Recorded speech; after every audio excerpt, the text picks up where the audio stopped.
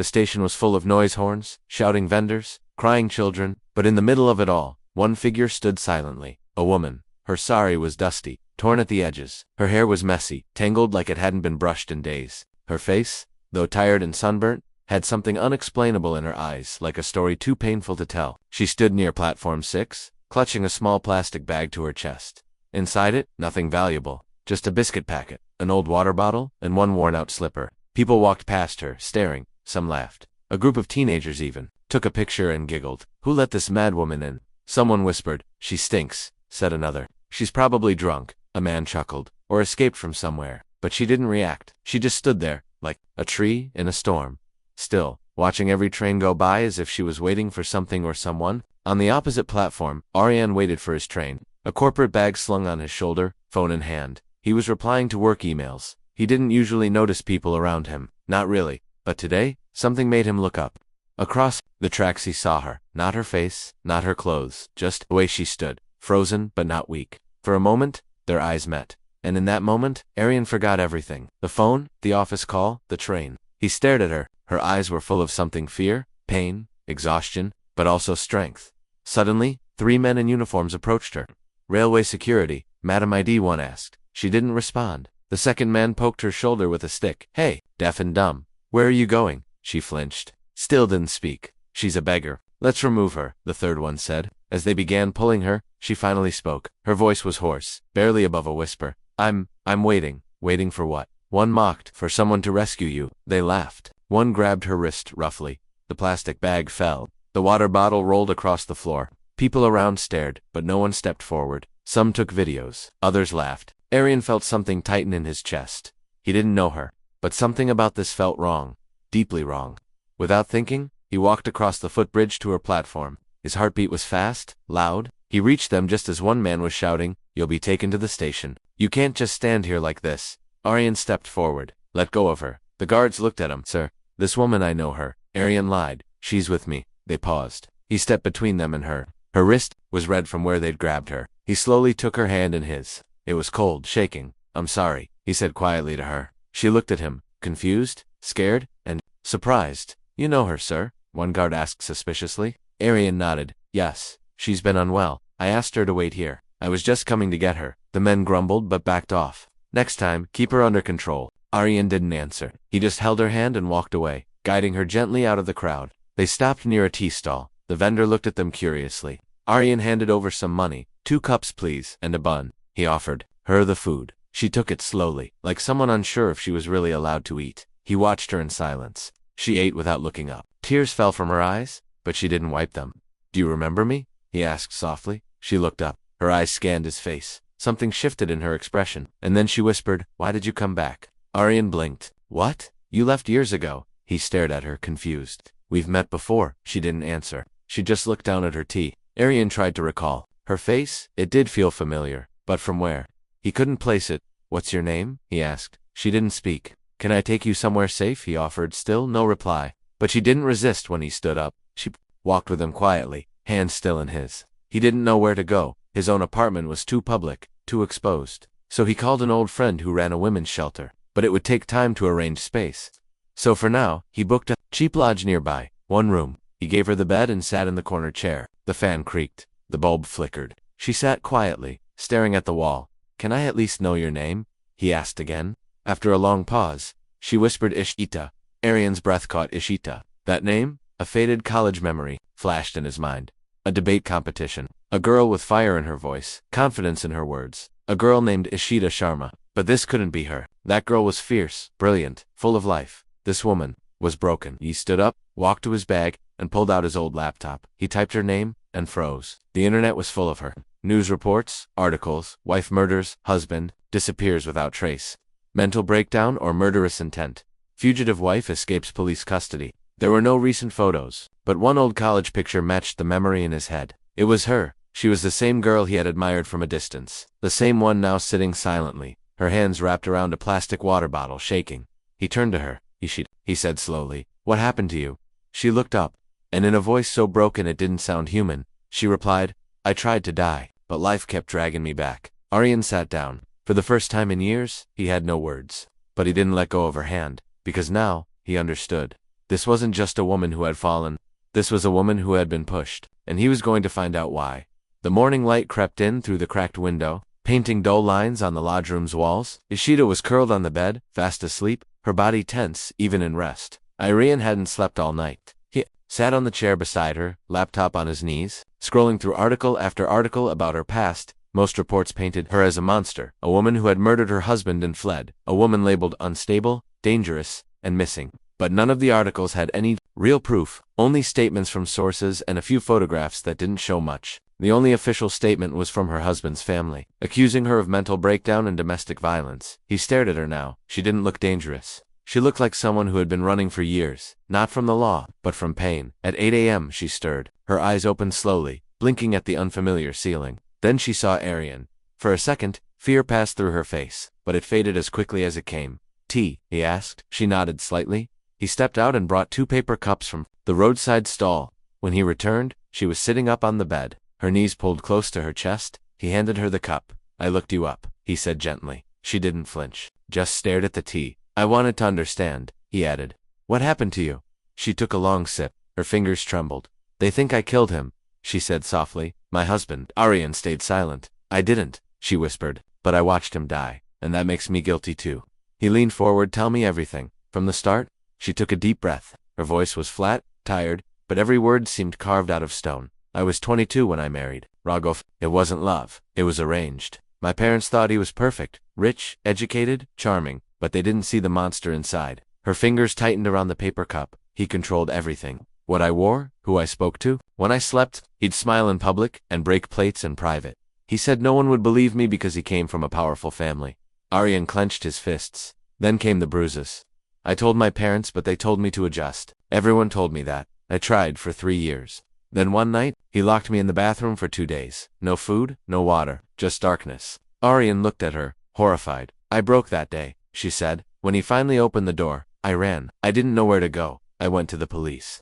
But his family reached there first. They called me unstable, claimed I had mental issues. I was admitted to a private facility." Aryan's eyes widened. "They institutionalized you." She nodded. "For 5 months, no one came. No one called. I was drugged, monitored, and forgotten. And then, one day, I heard the news on the nurse's radio. Businessman Raghav Mehra found dead in his home. Wife missing." Aryan leaned forward. "Wait, you were still in the facility when he died?" "Yes. Then how could you have killed him?" She gave a bitter smile. "That's what I asked. But there was no record of me being inside. They wiped it all. No admission form, no file. It's like I never existed there." Aryan sat back, stunned. "They said I ran away after killing him, that I vanished. But the truth is, I was locked away while someone else killed him. Or maybe, he isn't even dead." Aryan's mind raced. "What makes you say that?" She reached into her plastic bag and pulled out a small, folded paper. She handed it to him. It was a blurry photo taken from far away. A man stepping into a black car outside a government building. The face wasn't clear, but the posture, the height, it resembled the photos of Raghav from the news articles. 3 months ago, a woman I met at a shelter in Jaipur gave me this, said she saw him, alive, working with a new identity." Aryan looked at her. "And you believe her?" "I don't know what to believe," she said. "But I know one thing. If he's alive, then everything they said about me was a lie." They both sat in silence for a moment. "Ishita, we need proof," Aryan finally said. "Real proof." "I've tried," she said. "I have nothing. No ID, no papers. My parents are gone. My friends left me." They sat in a small cafe, hidden in a corner booth behind dusty curtains. Ishita wore a scarf tightly over her head and a pair of thick glasses they had picked up from a street vendor earlier that morning. Aryan had changed his shirt, shaved his beard, and left his phone at the last station to avoid being tracked. Still, they both felt exposed, like someone could spot them at any moment. Ishita stirred her tea slowly, eyes unfocused. "Who do you think sent that message?" Aryan asked, keeping his voice low. She shook her head. "Someone who knows the truth. Someone who doesn't want us finding it." He leaned forward. "We need help, Ishita. Someone with reach. Someone who believes you." She gave a faint, bitter smile. "I used to know people, but the moment my name was in the news, they disappeared." Aryan thought for a moment. "What about that woman who gave you the photo? The one who claimed she saw Raghav alive?" Ishita nodded slowly. "Kenta, she used to clean houses in Jaipur. She said she worked in a government officer's bungalow for 2 weeks. One day she saw him, same face, same voice. She ran, scared. A few months later, she met me in a shelter and gave me the picture." "Can we find her again?" Aryan asked. She left, said she was scared, didn't want to get involved. "Where did she go?" Ishita looked up. "She mentioned her village once. Near Kota, but I never got the name. Aryan pulled out a paper map from his bag. They circled the area. It's a start. He said. They left the cafe and boarded a night bus. The ride was long, dusty, and silent. Ishida sat by the window, staring into the darkness. Her hands clutched the scarf tightly. Aryan didn't sleep. He kept glancing at the aisle, watching every passenger, every movement. His instincts were on high alert. When they arrived at the small town near Kota, they checked into a local inn under fake names. Aryan left to find Kanta by speaking with local workers. Ishida stayed in the room, resting for the first time in days. That afternoon, he returned, eyes wide. I found her, he said.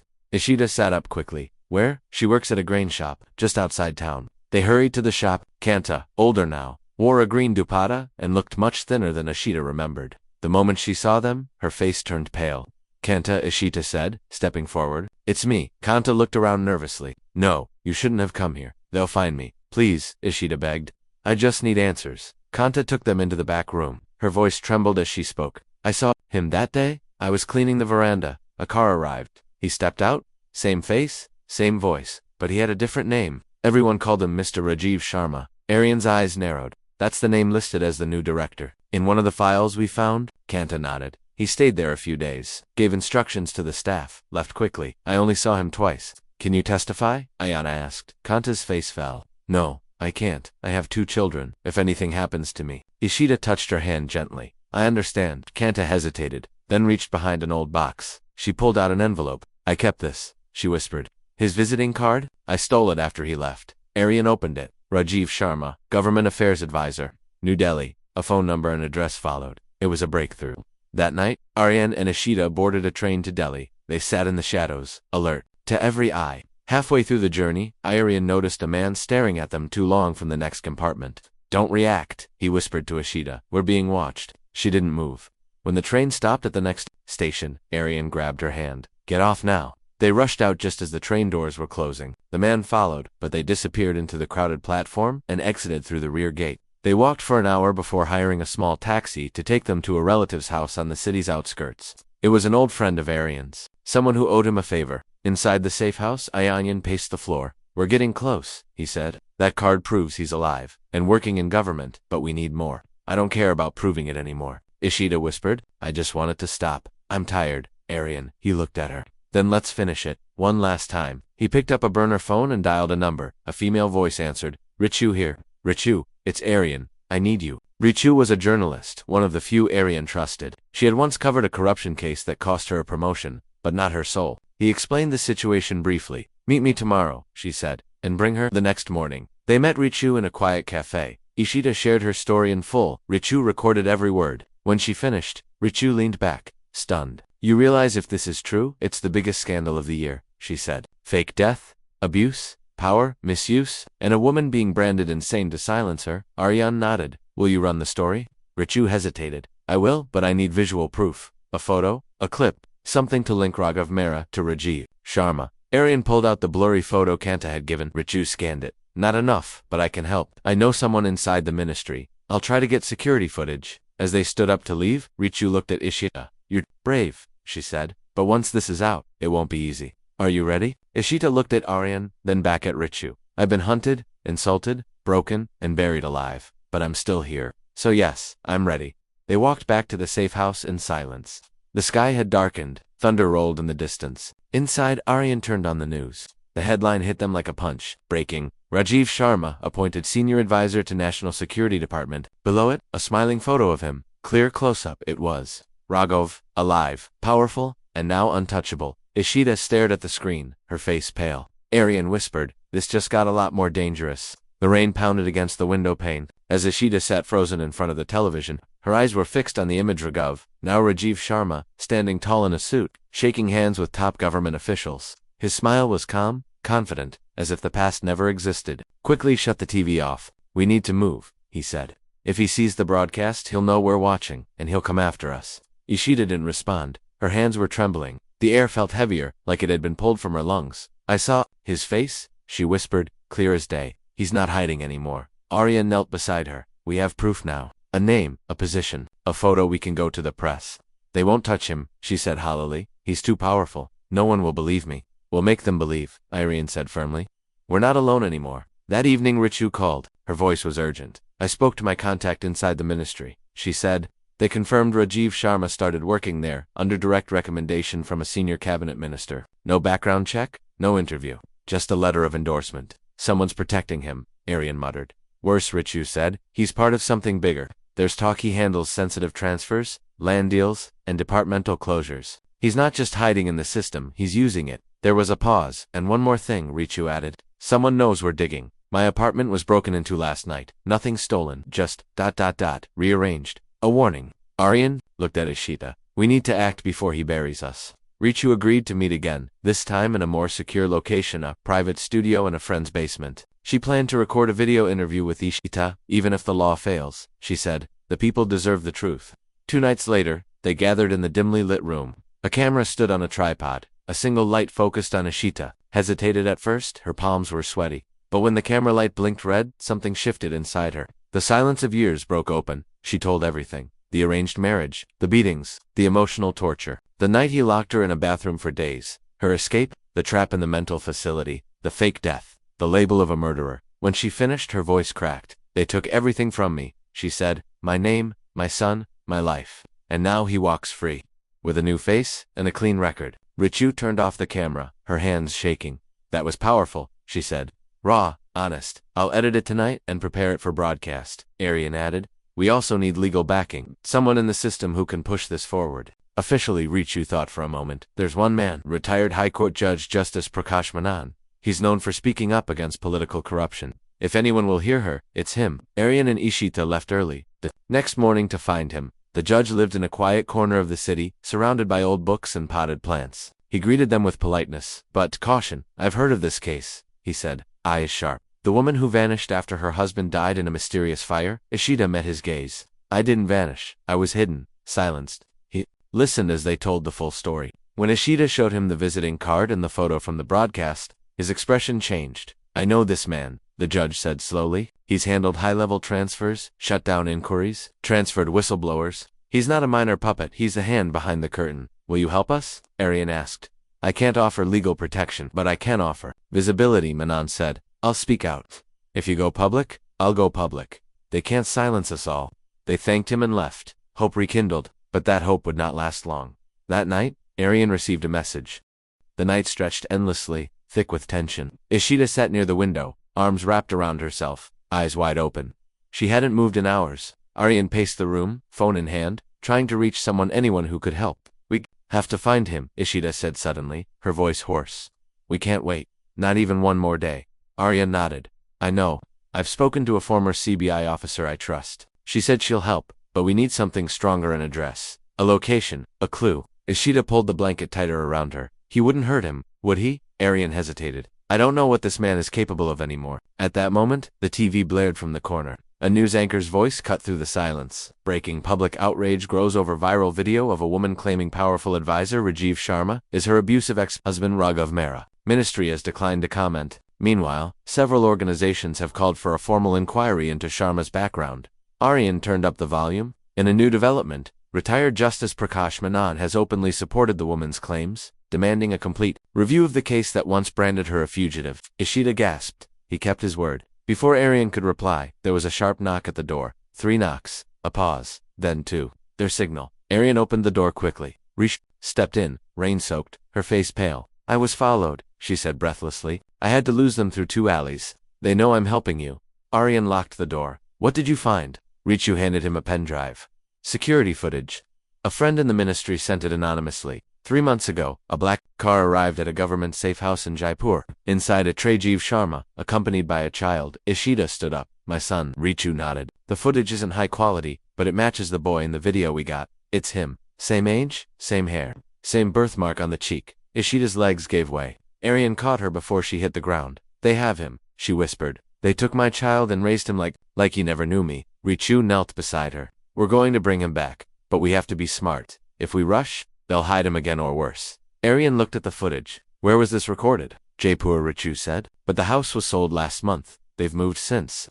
My contact says there's a list of new safe houses under Sharma's control. How do we get it? Aryan asked. I already tried. It's protected by a biometric system. Ishita looked at both of them. Then we need someone close to him. Someone who has access to his schedule, his movements, His secrets. Richu hesitated. There might be one person who, Aryan asked. His secretary, Priya Khanna. She's been with him for 4 years. Rumor is she's loyal, but she has doubts. I met her during a press event once. If I can reach her, do it, Aryan said. We'll wait here. Richu left after changing into Aryan's extra coat and hat to avoid being recognized. Ishita sat back on the floor, knees to her chest. I can't stop thinking about him, she whispered. Does he know my name? Does he remember me? Aryan sat beside her. He's your son. No one can erase that bond, not even a monster like Raghav. The hours passed slowly. Just after dawn, Aryan's phone rang. It was Richu. I have something. Priya agreed to meet. She said she talked but only face to face, and only with Ishita present. Where? Aryan asked. She chose the old lotus calf.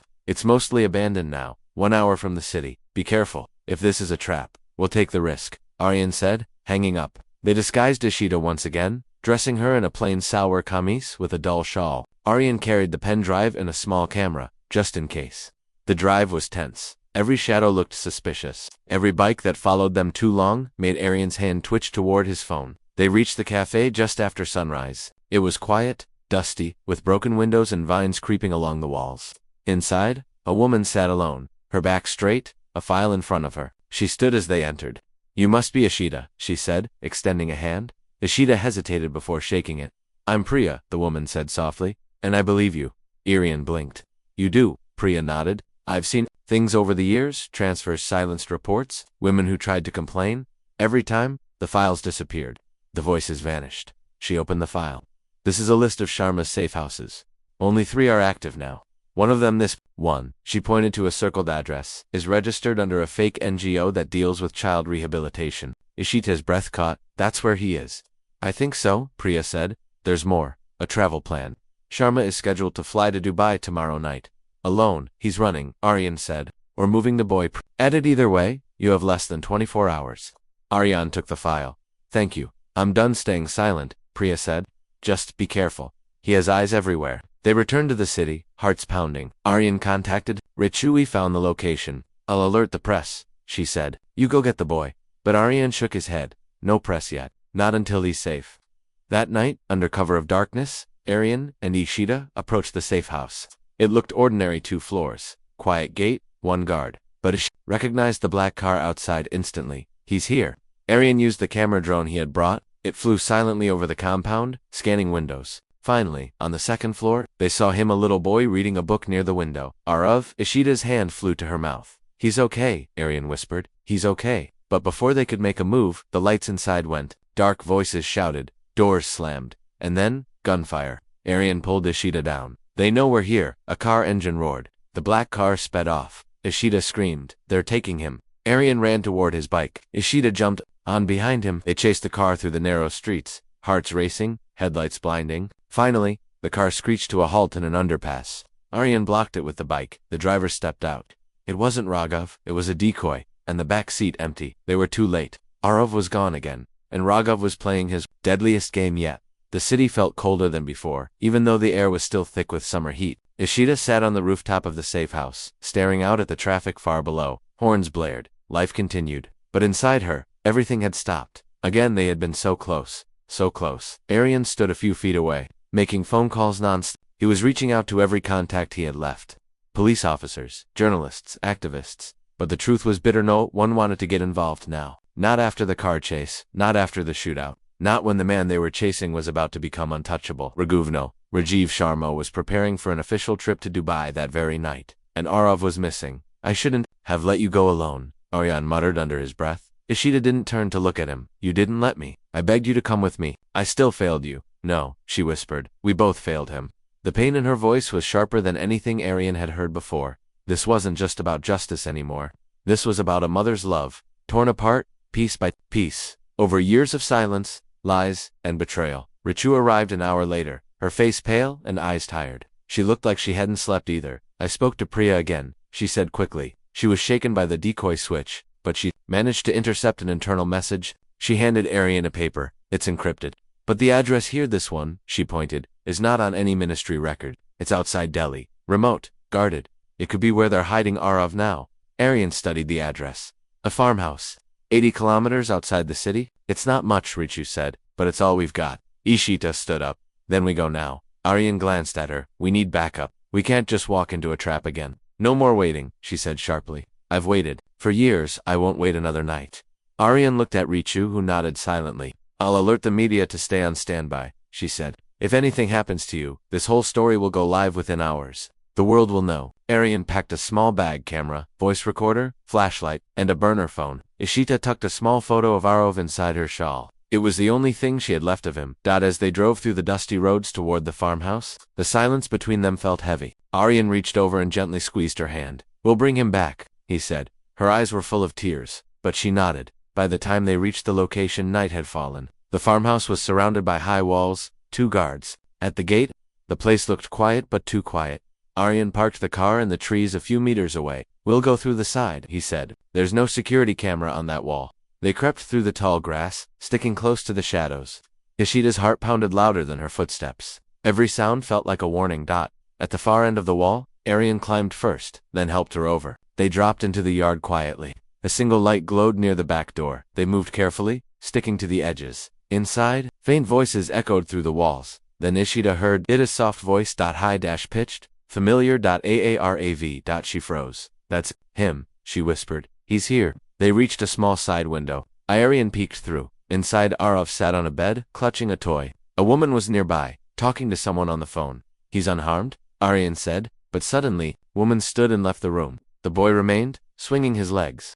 The courtroom smelled of old wood and stale air, but for Ishita, it felt like standing in a battlefield. Her palms were damp. Her heartbeat was loud in her ears. She sat beside Aryan at the front bench, her eyes fixed straight ahead. Across the room, he entered Raghav, mehra.alive.com, wearing a well-pressed suit and a faint, practiced smile. He walked in like he owned the place, like the last 5 years of her life had been nothing but a misunderstanding. His lawyers surrounded him, sharp in their arguments and sharper in their intentions. But what unsettled Ishita most wasn't his presence. It was Araf, sitting beside him, quiet, dressed neatly. His eyes avoided hers. Her heart cracked. The judge entered, and everyone stood. Case number 308, Rajiv Sharma, also known as Raghav Mehra, versus Ishita Sharma for custody of minor child Arav Mehra. As the hearing began, Raghav's lawyer stood confidently. Your Honor, my client is a respected government advisor. He raised the child in a secure and stable environment. The respondent, on the other hand, is a former fugitive with a history of mental instability and years of disappearance from public record. Ishita flinched. She abandoned the child. She now returns, stirring public drama, relying on unverified media interviews. This is not a mother seeking love, it is a woman seeking revenge. Aryan rose immediately. That's a lie, Your Honor. My client was institutionalized against her will. She was branded a criminal by a fabricated narrative. We have witnesses, including a ministry insider, a former judge, and a journalist who can prove Mr. Mehra faked his death and manipulated the system to hide both himself and the child. The judge raised an eyebrow. Do you have documented proof? Aryan placed the pen drive on the table. Video statements, digital records, eyewitness accounts, all here. The judge nodded. Proceed. The footage played. The room went still as Ishita's trembling voice filled the courtroom, telling her story. People watched, some in disbelief, some in pain. Aryan turned toward the judge. We ask that custody be returned to the biological mother, who has suffered years of injustice. Let the boy grow up knowing the truth. Raghav's eyes darkened. He stood. Your Honor, this woman is dangerous. She's unstable. She's manipulated the media. I have proof she's being funded by certain activists to attack my career. The judge interrupted. This court is not interested in conspiracies. We deal in facts. And right now, the facts seem heavily in Miss Ishita's favor. The room buzzed. Raghav's lawyer asked for a recess. Outside, Ishita sat on the steps, shoulders heavy. Aryan stood beside her. I thought seeing him again would break me, she whispered. But I feel stronger. You should, Aryan said. You didn't just fight for yourself. You fought for your son. Just then, Arav stepped out with a court-appointed counselor. He walked slowly toward Ishita. She stood up. He hesitated, then spoke softly. Why didn't you come sooner? She knelt down. Because I was trapped. They told you I was gone, but I never stopped looking. He looked into her eyes. I remember your lullaby, the one you sang before bed. Tears flooded her eyes. You still remember? He nodded. Aryan turned away, giving them space. Later that evening, the judge announced a temporary custody order. Arav would stay with Ishita for the next week, monitored by a child welfare officer, while the case continued. Final judgment would be delivered in 7 days. It was a small victory, but a victory. That night, in the safe house, Ishita cooked for the first time in years, simple dal and rice. Arav sat at the table, quietly watching her. Did you always cook? He asked. She smiled. Every night. You used to complain about my roti shapes. He giggled. I still will. They laughed together, the warmth slowly returning. But the peace didn't last. Just after midnight, Aryan received an anonymous email. Subject: Final warning. Attachment: CCTV footage. Ishida entering a government building. He opened it. It was heavily edited footage, spliced to make it appear that Ishida had broken into a restricted ministry zone, a criminal offense. They're setting you up, he whispered. Ishida looked over his shoulder. They won't stop, she said. Even if I win in court, they'll find another way. Aryan nodded. Then we end this on our terms. He picked up his phone and called Richu. Prepare the second video, the one with Priya's statement, the judge's support, and the child records. You're sure? She asked. Double quotes. Yes. Tomorrow morning, it goes live. We take this to the people again. The next day, as the sun rose, the second video flooded the internet. This time, it wasn't just Ishida's voice, it was a chorus. Priya, exposing internal corruption, Justice Menon calling for a full inquiry, Richu outlining the media, manipulation, and threats. The final image, Arav sleeping in Ishida's lap. The world exploded. Protests erupted outside the courthouse. Women's rights groups demanded action. The ministry was forced to release a statement, and finally, the Prime Minister's office announced an independent committee to investigate the Rajiv Sharma identity crisis. Inside the courtroom, Raghav looked furious. He had lost control. Aryan whispered to Ishida. We hit them where it hurts in the light. The judge called both parties forward. This court acknowledges the evidence presented. In light of overwhelming public concern and documented manipulation by Mr. Raghav Mehra, temporary custody is hereby transferred permanently to Ms. Ishita Sharma, with all legal protections in place. Gasps filled the room. Raghav stood. This isn't over.